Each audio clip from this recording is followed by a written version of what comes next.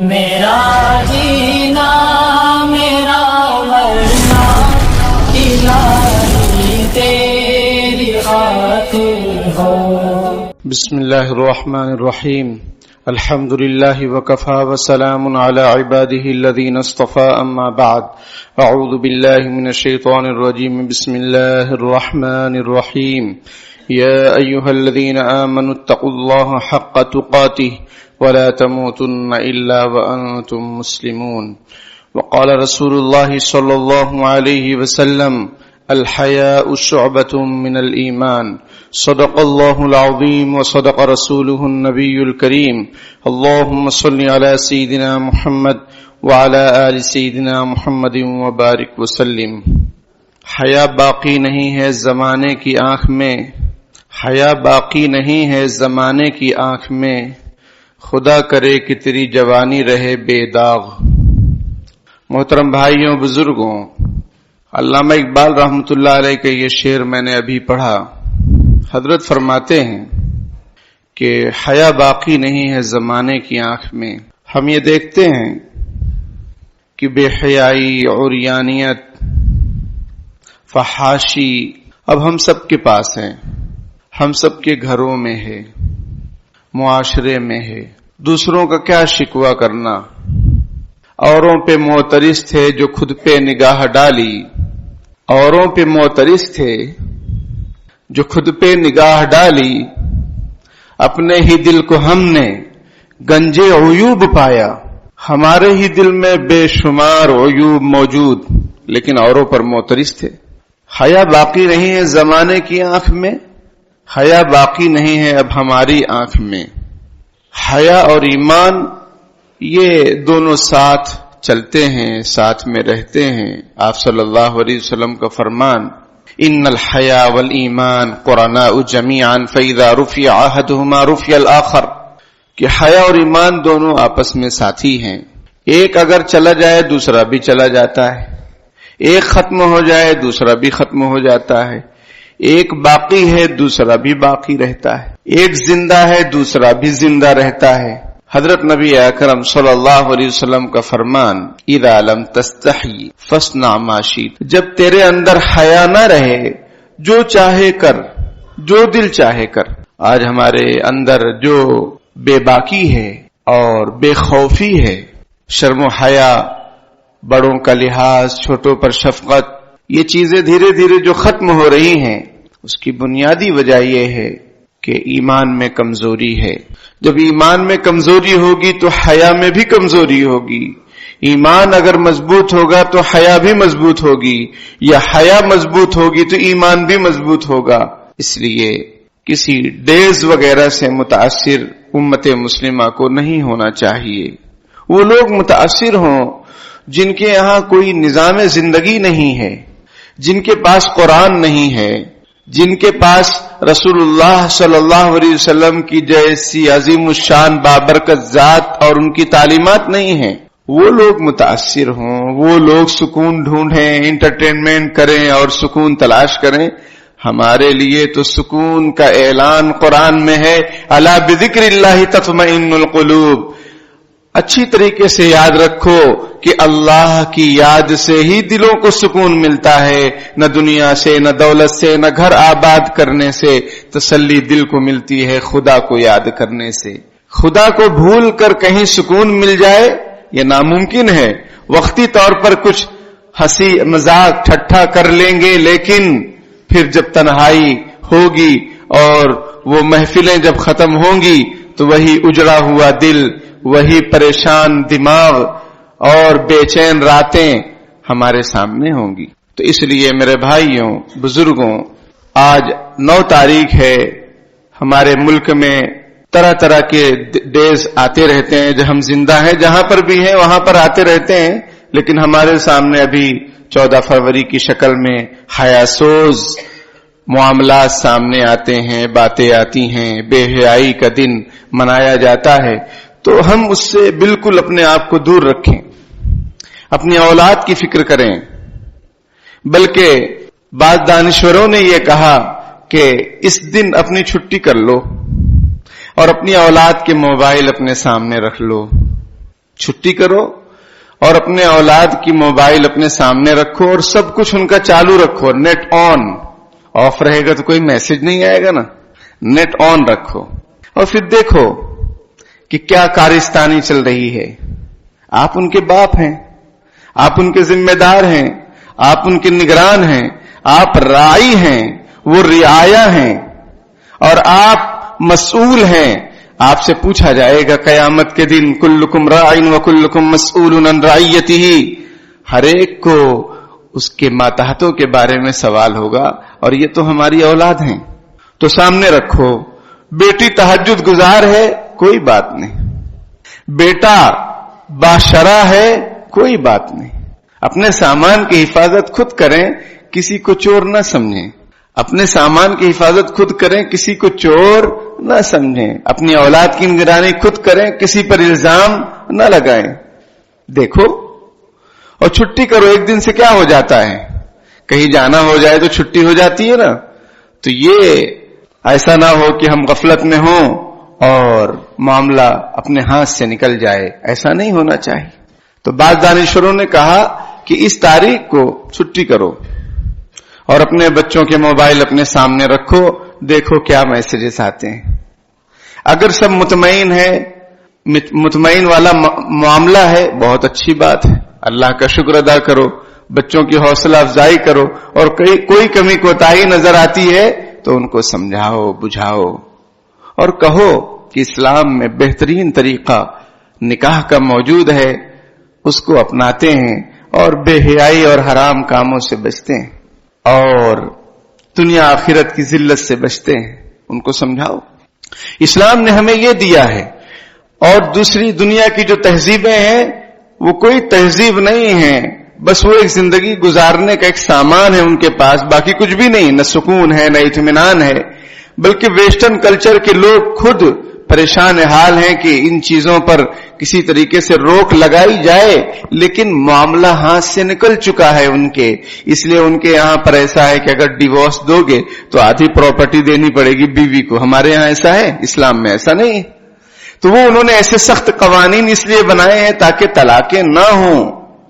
کوئی سوچے بھی نہیں, چاہے کچھ بھی ہو جائے, ظلم ستم کتنا بھی ہو, نباہ کی شکل ہو یا نہ ہو, لیکن طلاقیں نہ ہوں. اسلام میں ایسا نہیں, کیونکہ انہوں نے آزادی کے نام پر, عورتوں کی آزادی کے نام پر عورت کو ایک دم آسان کر دیا ہے. ہر جگہ عورت آپ کو مل جائے گی, اتنا آسان کر دیا ہے.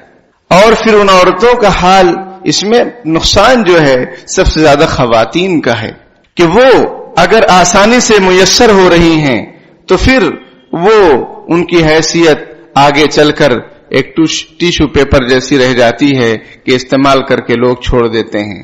سمجھ میں آئی بات؟ تو اس لیے یہ صورتحال پیش نہ آئے ہمارے معاشرے کو, ہماری اولاد کے ساتھ, ہمارے بچوں کے ساتھ, قوم کی بیٹیوں کے ساتھ یہ معاملات پیش نہ آئیں. اس لیے ہر ایک کو اپنی ذمہ داری ادا کرنی ضروری ہے. حیا کا معاملہ, ایمان کا معاملہ, عزت آبرو کا معاملہ, ایک بار چلی جائے عزت نہیں ملتی, مانگے سے کسی شخص کو دولت نہیں ملتی. سمجھ میں آئی بات؟ ایک بار چلی جائے تو عزت نہیں ملتی. ان کو سمجھائیں, بجھائیں. اپنے بچے ہیں اپنے ساتھ رکھیں, ان کی نگرانی کریں. میں نے کہا چور کسی کو مت سمجھو, لیکن اپنے سامان کی حفاظت خود کرو. تو میرے بھائیوں بزرگوں, قرآن میں اللہ تعالیٰ ارشاد فرماتے ہیں ان الذین یحبون ان تشیع الفاحشۃ فی الذین آمنوا لهم عذاب علیم فی الدنیا والآخرہ واللہ یعلم وانتم لا تعلمون.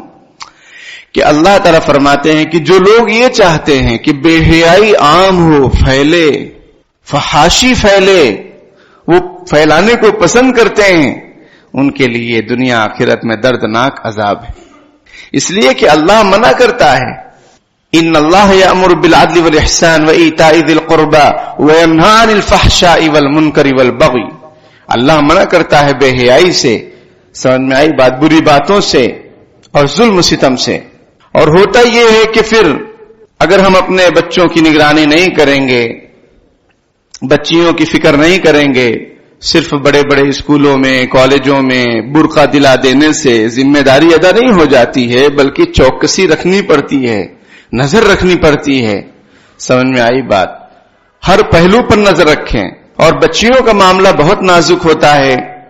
لڑکے اگر اسکول گئے لیٹ آئے تو ماں باپ اتنا جو ہے کیئر نہیں کرتے ہیں. حالانکہ کیئر کرنا چاہیے, اگنور نہیں کرنا چاہیے کہ ٹھیک ہے کوئی بات نہیں, کہاں تھے اس نے بتا دیا یہاں تھے. نہیں, وقت کی پابندی. اور لڑکیاں اگر ذرا لیٹ ہو جائیں تو آدمی بے چین ہوتا ہے, کیونکہ ان کا معاملہ بہت نازک ہے. جو چیز نازک ہوتی ہے اس کی فکر اور اس کی حفاظت بہت زیادہ کی جاتی ہے. آپ نے نہیں دیکھا ہوگا کہ ڈھیلا اور پتھر کو لوگ بہت سنبھال کے رکھتے ہوں, ایسا کچھ نہیں. لیکن سونا اور چاندی اس کو بہت سنبھال کے رکھتے ہیں, اور وہ قیمتی چیز ہے.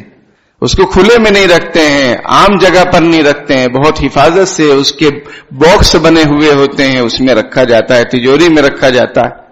تو یہ ہماری جو بچیاں ہیں یہ بہت ہی قیمتی چیز ہیں. سونا چاندی کیا ہے, اگر ضائع بھی ہو جائے تو دوسرا بنوا سکتے ہیں, لیکن بچیاں یہ قیمتی سرمایہ ہیں. اگر ان پر کوئی قدغن لگ گیا, داغ لگ گیا تو پھر زندگی بھر کا مسئلہ ہو جاتا ہے.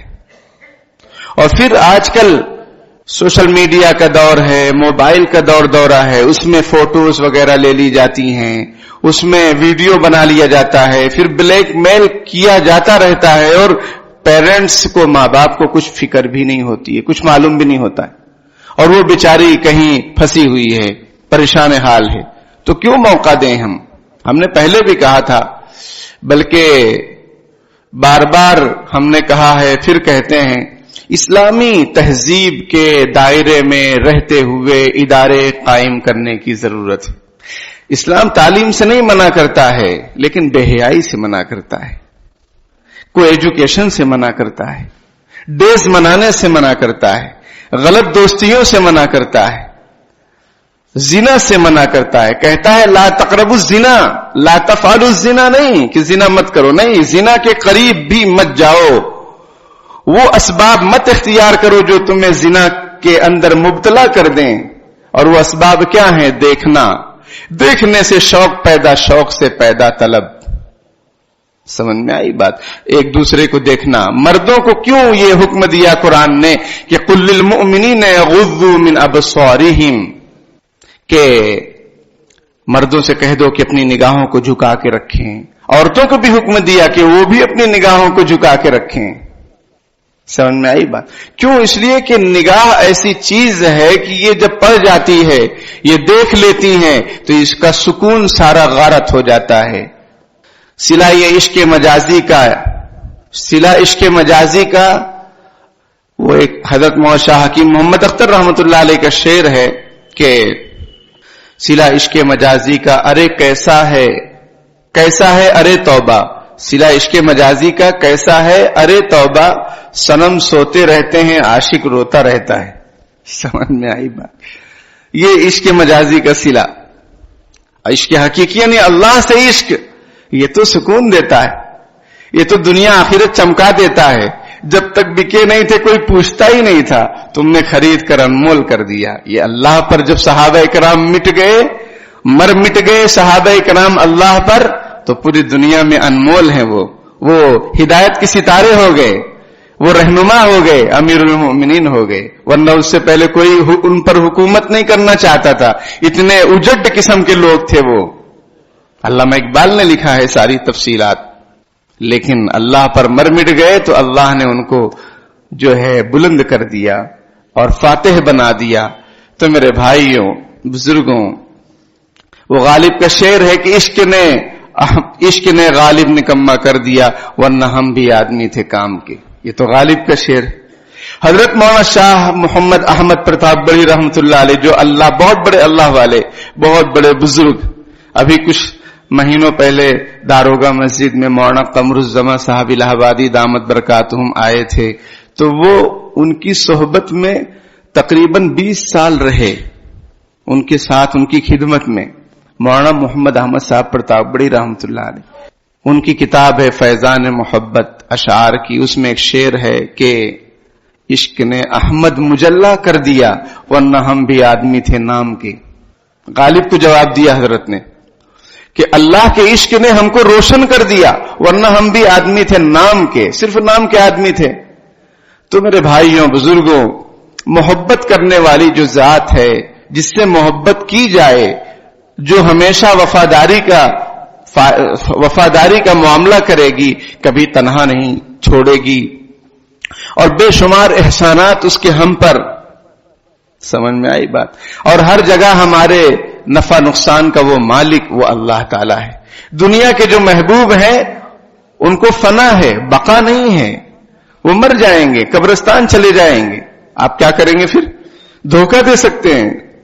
یہ بوائے فرینڈ گرل فرینڈ کا جو کلچر ہے، اس میں بریک اپ وغیرہ کبھی ہوتا نہیں ہے. وہ اس سے اچھا کوئی مل گیا، اس سے اچھی کوئی مل گئی، تو پھر بریک اپ کا نام آ گیا. سمجھ میں آئی بات؟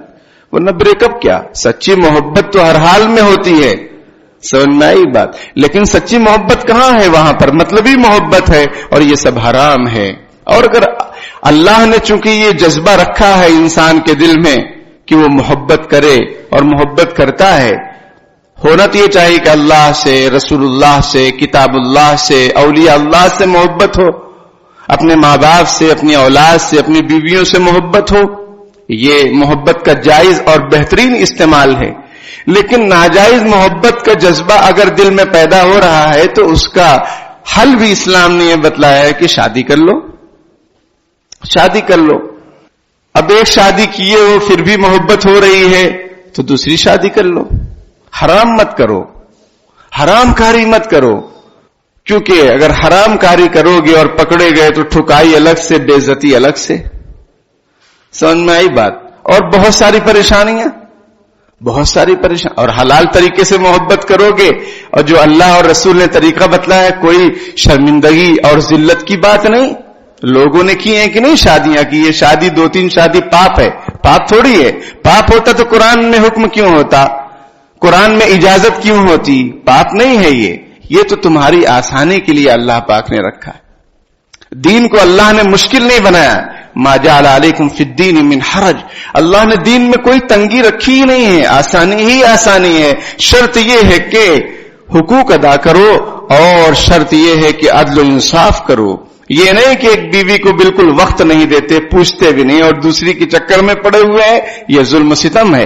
قیامت کے دن آدمی آئے گا، اس کا ایک پہلو فالج زدہ ہوگا، لکوا مارے ہوا ہوگا، جس نے اپنی بیویوں کے درمیان انصاف نہیں کیا ہوگا. اس کے بارے میں یہ وعید ہے. لیکن اسلام بے حیائی سے منع کرتا ہے. اللہ منع فرماتے ہیں. حیا اور ایمان کا ایک مضبوط رشتہ ہے. اگر وہ ختم ہو جائے تو پھر کیا بچے گا معاشرے میں سوائے جانوروں جیسی زندگی کے؟ اللہ نے ہمیں اشرف المخلوقات بنایا ہے، اس کی قدردانی کرنی چاہیے، اس پر شکر ادا کرنا چاہیے. اور اسلام جیسا ہمیں دین عطا فرمایا ہے، اس لیے ہر قسم کی بے حیائی اور برائی سے اپنے آپ کو بچانے کی ضرورت ہے، فکر کرنے کی ضرورت ہے، اور اپنی اولاد، اپنے گھر والوں کو بچانے کی ضرورت ہے.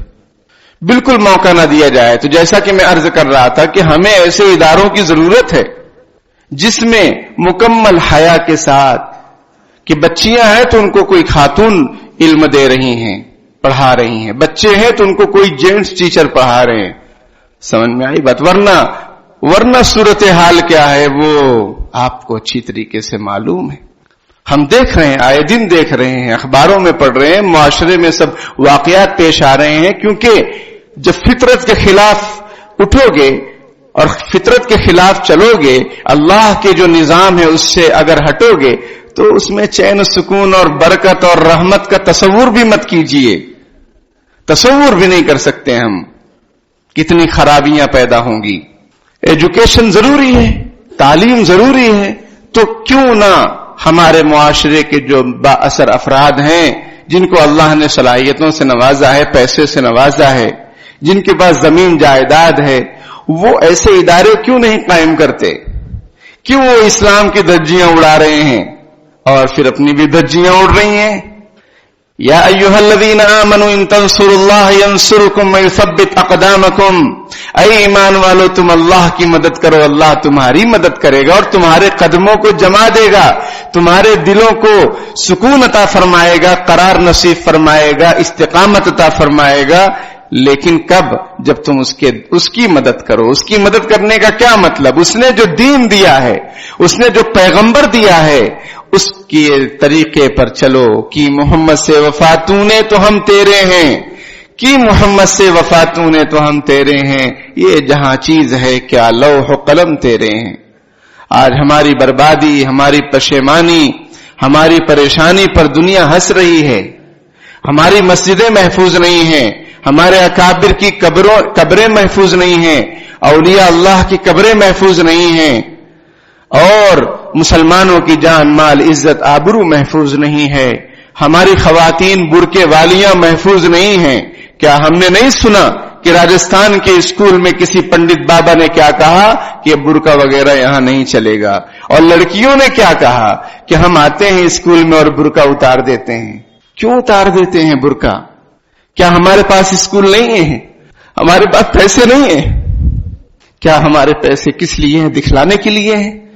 گھوڑے نچانے کے لیے ہیں؟ خود ناچنے کے لیے ہیں؟ تو ہماری بچیوں کو اگر نچایا جائے تو پھر اس میں حیرانی اور پریشانی کی بات کیوں ہے؟ شور مچاتے کیوں ہو؟ نعرے لگاتے کیوں ہو؟ میں نے کہا، پھر سے کہتا ہوں، اور بار بار ہم نے کہا ہے، پھر سے کہتے ہیں، اسلام ایجوکیشن سے منع نہیں کرتا ہے اسلام، بلکہ پیغمبر اسلام کی آمد اور وحی کا نزول ہی اقرأ بسم ربک الذی سے ہوتا ہے کہ پڑھ اس رب کے نام سے جس نے پیدا کیا۔ تعلیم جو ہے وہ رب العالمین سے ہٹ کر نہیں ہو سکتی ہے، اگر ہے تو وہ تعلیم نہیں ہے، وہ ایک ہنر ہے، وہ ایک پیشہ ہے برائے پیسہ، وہ پیشہ ہے برائے پیسہ، وہ ڈگریاں رسید ہیں آپ کے ڈونیشن کی، 10 لاکھ 15 لاکھ۔ کیوں اتنی تعلیم مہنگی ہو گئی کہ ہمارے بچوں کو اگر ڈاکٹر انجینئر بننا ہے تو کتنے لاکھوں روپے ان کو لگانے پڑتے ہیں؟ کیوں ہمارے اداروں میں بہترین اساتذہ کے تقرر کے لیے موقع ہی نہیں ہے؟ بس جس کی لاٹھی اس کی بھینس ہے، یعنی جو بڑا ڈونیشن دے گا اس کو رکھ لیا جائے گا، وہ قوم کے بچوں کے مستقبل کا قاتل بن کے رہتا ہے، اور بچوں کا کوئی فیوچر نہیں ہے سوائے اپنے ذاتی بزنس کے۔ وہ بڑے ہوتے ہیں، کوئی کام کاج میں لگ گئے، کسی دکان پہ لگ گئے، کیونکہ محنت جو کرے گا تو پیسہ کمائے گا، لیکن بہترین افراد، بہترین ان کی صلاحیتیں اور ان کا دل و دماغ، ایمان بھی مضبوط ہو، تعلیم بھی بہترین ہو، ایسے افراد کہاں نظر آ رہے ہیں ہمیں؟ ان بچیوں نے ایسا کیوں کہا؟ اس کو تو آپ نے دیکھا ہوگا کہ دیکھو ہماری بچیاں برقعے پہن کر جا رہی ہیں، لیکن وہ جو بات اس نے کہی کہ ہم آ کر کلاس میں اپنا برقع اتار دیتے ہیں، اس کی ضرورت کیوں ہے؟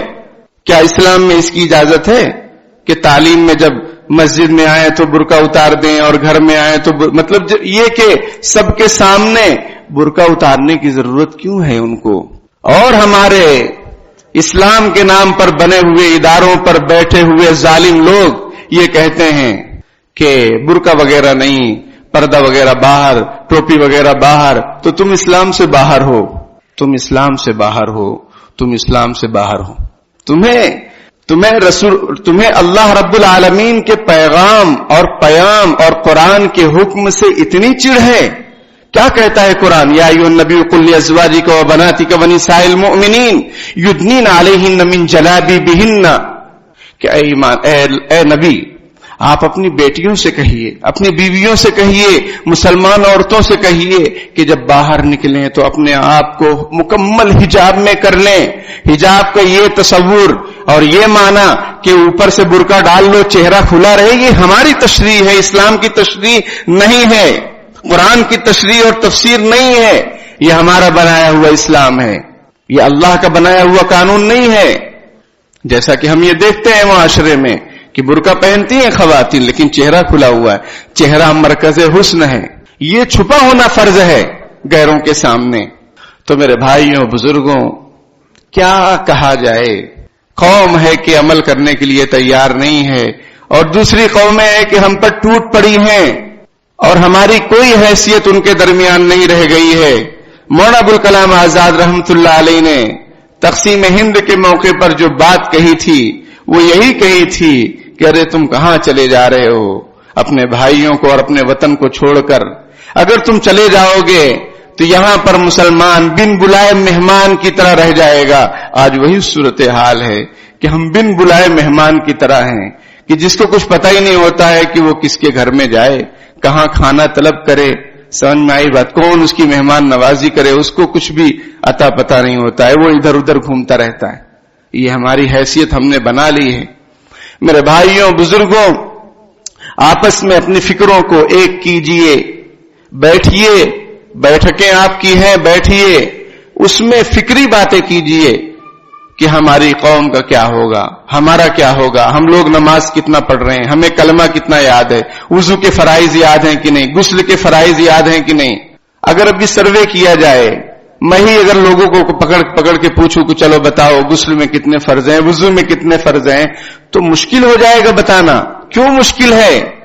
یہ تو ہمارا دین ہے، ہماری تمام عبادتوں کا دار و مدار طہارت پر ہے، پاکی پر ہے۔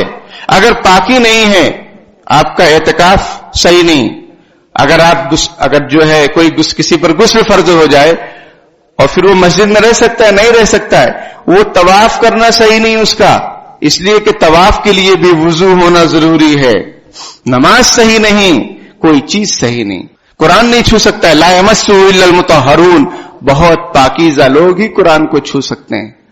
تو یہ بنیادی چیزیں ہمیں کیوں نہیں معلوم ہیں؟ اور معلوم نہیں ہے تو معلوم کرنے کی فکر کتنی ہے؟ کیا کبھی کسی عالم نے آپ کو بھگا دیا؟ کیا اس نے کہا کہ میں نہیں بتاؤں گا؟ ایسا کبھی نہیں ہوا، لیکن ہم نے ہی فکر نہیں کی، ہم نے ہی توجہ نہیں کی۔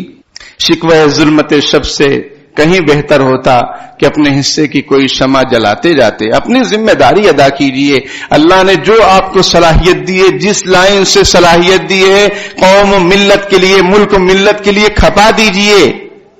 جب تک لوگوں میں فکر نہیں ہوگی اور اس کے لیے کوئی قدم نہیں اٹھائیں گے، انقلاب نہیں برپا ہو سکتا ہے، اور ہم پر جو ظلم ستم ہو رہا ہے وہ ختم نہیں ہو سکتا ہے، وہ کبھی ختم نہیں ہو سکتا ہے، بلکہ اس سے مزید حالات جو ہے ناگفتہ بھی ہو سکتے ہیں۔ اس لیے ضرورت اس بات کی ہے کہ حیا اور پاک دامنی کو لازم پکڑیں، شادی بیاہ کو عام کریں، جلدی شادی کرنے کی فکر کریں، تاخیر سے شادی کرنے کا مزاج بنا لینا یہ غلط ہے۔ اور ایک اہم بات کہ برادری میں شادی کرنا بعض لوگ فرض عین سمجھتے ہیں، جبکہ شریعت نے فرض عین نہیں قرار دیا ہے۔ جس چیز کو شریعت لازم نہ کرے اس کو تم لازم کرو گے، یہ زیادتی ہے۔ ہاں بہتر ہے کہ کفو میں شادی کرو، کفو یعنی اپنی برابری، ہم پیشہ، سمجھ میں آئی بات، وہ ٹھیک ہے، اس کی شریعت نے پذیرائی کی ہے، لیکن یہ کہ فرض نہیں ہے کہ بس اسی میں کرو، چاہے لڑکی بوڑھی ہو جائے، لڑکا بوڑھا ہو جائے، چاہے لڑکی غیر کے ساتھ چلی جائے یا لڑکا غیر کے ساتھ چلے جائے، یہ نہیں ہونا چاہیے، ورنہ ہم ظالم ہیں۔ ہم نے شریعت کو سمجھا ہی نہیں، دین کو سمجھا نہیں، دین کو ہم نے اپنے حساب سے بنا لیا ہے۔ ایسے تھوڑی ہوتا ہے، دنیا کے قانون کو اپنے حساب سے کوئی چلا سکتا ہے؟ نہیں چلا سکتا ہے، وہ قانونی مجرم کہلائے گا، تو شریعت کو اپنے حساب سے چلانے والا شرعی مجرم نہیں کہلائے گا۔ اس لیے میرے بھائیوں بزرگوں، حیا اور پاک دامنی کو لازم پکڑیں، اپنی بچوں اور بچیوں کو حیا اور پاک دامنی کی تعلیم دیں، اور ایسے ادارے قائم کرنے کی ضرورت ہے جس میں شریعت کی پاسداری ہو۔ تم اللہ کی مدد کرو گے، اللہ تمہاری مدد کرے گا۔ اللہ کی مدد کرنے کا کیا مطلب؟ اللہ محتاج ہے؟ نہیں، وہ تو غنی ہے، وہ تو بے نیاز ہے۔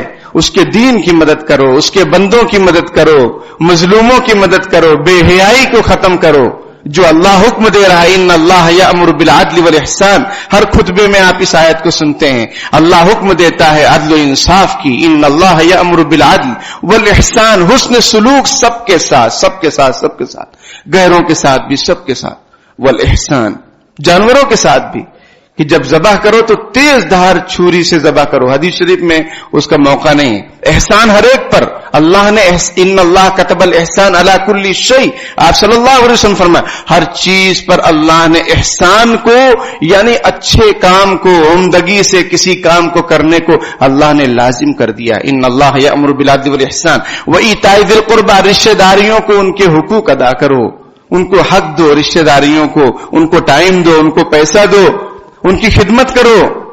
سمجھ میں آئی؟ وایتاء ذی القربى وینہا، خدا منع کرتا ہے، اللہ منع کرتا ہے، عن الفحشاء، بے حیائی سے، والمنکر، اور برائی سے، برے کاموں سے، والبغی، ظلم ستم سے، یعظکم لعلکم تذکرون، اللہ تم کو نصیحت کرتا ہے تاکہ تم نصیحت حاصل کر کے دونوں جہان میں کامیاب ہو جاؤ۔ اللہ پاک کہنے سننے سے زیادہ عمل کی توفیق عطا فرمائے، آمین۔ وآخر دعوانا الحمدللہ رب العالمین۔ بسم اللہ الرحمن الرحیم، اللہم صلی علی سیدنا محمد وعلی آل سیدنا مولانا محمد مبارک وسلم۔ ربنا آتنا فی الدنیا حسنۃ وفی الآخرۃ حسنۃ وقنا عذاب النار۔ ربنا هب لنا من ازواجنا وذرياتنا قرة اعين واجعلنا للمتقين اماما۔ ربنا لا تزغ قلوبنا بعد إذ هديتنا وهب لنا من لدنك رحمة إنك أنت الوهاب۔ يا حي يا قيوم برحمتك استغيث، يا حي يا قيوم برحمتك نستغيث، رب اغفر وارحم وانت خیر الراحمین۔ پیارے اللہ، ہم ظاہر میں آپ کے بندے، حقیقت میں نہایت گندے ہیں۔ پیارے اللہ، ہمیں بندگی کا سلیقہ عطا فرما دیجئے، شرمندگی کے کاموں سے ہماری حفاظت فرما لیجئے، مقصد زندگی کو سمجھ کر زندگی گزارنے کی توفیق عطا فرما دیجئے۔ پیارے اللہ، ہم آپ کے دربار میں اپنی کمزوری کی شکایت کرتے ہیں، اپنی بے بسی کی شکایت کرتے ہیں۔ پیارے اللہ، جس طریقے سے نبی اکرم صلی اللہ علیہ وسلم نے طائف میں پتھر کھانے کے بعد جو دعائیں کی تھی کہ اللہم اشکو الیک ضعف قوتی وقلت حیلتی وہوانی علی الناس انت رب المستضعفین، کہ اللہ ہم آپ سے اپنی کمزوری کی شکایت کرتے ہیں، ہمارے پاس تدبیریں نہیں ہیں، ہمارے پاس اسباب نہیں ہیں۔ پیارے اللہ، لوگ ہم پر ہنس رہے ہیں اور آپ کمزوروں کے رب ہیں۔ یہ آپ صلی اللہ علیہ وسلم نے آپ سے فرمایا تھا انت رب المستضعفین، کہ آپ کمزوروں کے رب ہیں۔ پیارے اللہ، آج ہند میں، اسی طریقے سے غزہ میں، فلسطین میں، شام میں، جگہ جگہ پر یہ امت مسلمہ کے حالات ہیں کہ وہ کمزوری اور بے بسی کے شکار ہیں۔ پیارے اللہ، ظلم ستم کے شکار ہیں۔ آپ کے گھر یعنی مساجد بھی محفوظ نہیں، آپ کے نیک بندوں اولیاء اللہ کی قبریں بھی محفوظ نہیں۔ پیارے اللہ، ان پر بھی حملہ کیا جا رہا ہے، ان پر بھی دعوے کیے جا رہے ہیں۔ پیارے اللہ، ہم آپ کے دربار میں اپنی کمزوری کی شکایت پیش کرتے ہیں، رحم فرما دیجئے، کرم فرما دیجئے۔ آپ قوی ہیں، آپ طاقتور ہیں، آپ کے پاس ایسے لشکر ہیں جن کو کوئی نہیں جانتا سوائے آپ کے۔ آپ مچھر سے کام لے سکتے ہیں، آپ ابابیل سے کام لے سکتے ہیں۔ پیارے اللہ، آپ نے مسلمانوں کو ہمت اور حوصلہ دیا تھا، صحابہ کرام کو ہمت اور حوصلہ دیا تھا۔ پیارے اللہ، اسی ہمت حوصلے کی ہمیں بھی ضرورت ہے، اپنے فضل و کرم سے عطا فرما دیجئے اور ہماری بے بسی پر رحم فرما دیجئے، بے کسی پر رحم فرما دیجئے۔ دور دور تک کوئی ساحل نظر نہیں آ رہا ہے، کوئی کنارہ نظر نہیں آ رہا ہے، کشتی بھور میں پھنسی ہوئی ہے۔ پیارے اللہ، اپنے فضل و کرم سے پار لگا دیجئے، اپنے فضل و کرم سے پار لگا دیجئے۔ مسلمانان ہند پر خاص طور پر، اسی طریقے سے فلسطین کے مسلمانوں پر، شام کے مسلمانوں پر، غزہ کے مسلمانوں پر رحم فرما دیجئے۔ پیارے اللہ، ہمارے جو ملی قائدین ہیں ان کو درد دے دیجئے۔ پیارے اللہ، ان کے دلوں میں فکر پیدا فرما دیجئے، آپس میں متحد فرما دیجئے۔ اختلافات سے، انتشار سے نقصانات ہوتے ہیں، آپ کا اس پر وعدہ نہیں ہے۔ پیارے اللہ، آپ کا وعدہ جمعیت پر ہے، اتحاد پر ہے۔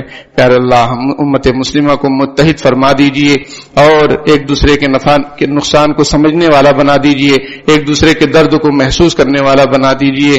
عرب کے حکمرانوں کو پیارے اللہ ہدایت اور توفیق عطا فرما دیجئے، ورنہ اپنے مقبول بندوں کو اٹھا دیجئے۔ پیارے اللہ، اپنے مقبول بندوں کو ہمارے سامنے پیش کر دیجئے۔ پیارے اللہ، ہم سب کو قبول فرما لیجئے، ہمیں وہ صلاحیتیں عطا فرما دیجئے جس کے ذریعے سے دنیا میں امن و شانتی قائم ہوتی ہے، حکمرانی کی جاتی ہے، عدل و انصاف کیا جاتا ہے۔ وہ صلاحیتیں عطا فرما دیجئے۔ آپ نے صحابہ کرام کو، انبیاء کرام کو صلاحیتیں عطا فرمائی تھی۔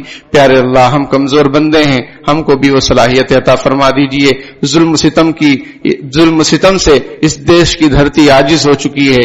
پیارے اللہ، ہر کوئی پریشان حال ہے، ہر کوئی پریشان حال ہے، ہر کوئی خوف کے ساتھ زندگی گزار رہا ہے۔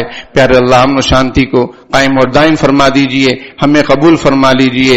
پیارے اللہ، ہمارے حالات پر رحم فرما دیجئے، ہمارے اعمال پر رحم فرما دیجئے، ہمیں سدھرنے والا بنا دیجئے، ظلم و ستم سے ہماری حفاظت فرما لیجئے۔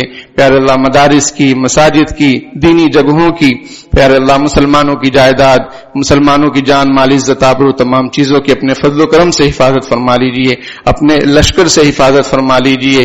پیارے اللہ، ہمارے ایمان کو کامل فرما دیجئے، ہماری توحید کو مکمل فرما دیجئے، رسالت پر ہمارا ایمان مکمل فرما دیجئے، جو کمی کوتاہی ہو اس کو معاف فرما دیجئے، پیارے اللہ شان کے ساتھ جینا، شان کے ساتھ مرنا نصیب فرما دیجئے، پیارے اللہ ہماری اولادوں کے ایمان کی حفاظت فرما لیجئے، پیارے اللہ ہمیں بہترین ادارے عطا فرما دیجئے جس میں ہمارے بچے پڑھ لکھ کر دنیا آخرت میں ترقی کریں، نام روشن کریں، ایسے ہمیں ادارے عطا فرما دیجئے، اور ایسے اداروں سے ہماری حفاظت فرما لیجئے جہاں جا کر ہمارے بچے بے حیا ہو جائیں، ہماری بچیاں بے حیا ہو جائیں، جہاں جا کر ہمارے بچے مرتد ہو جائیں، ہماری بچیاں، ہماری نسلیں مرتد ہو جائیں، ایسے اداروں سے ہماری اور پوری امت مسلمہ کی حفاظت فرما لیجئے۔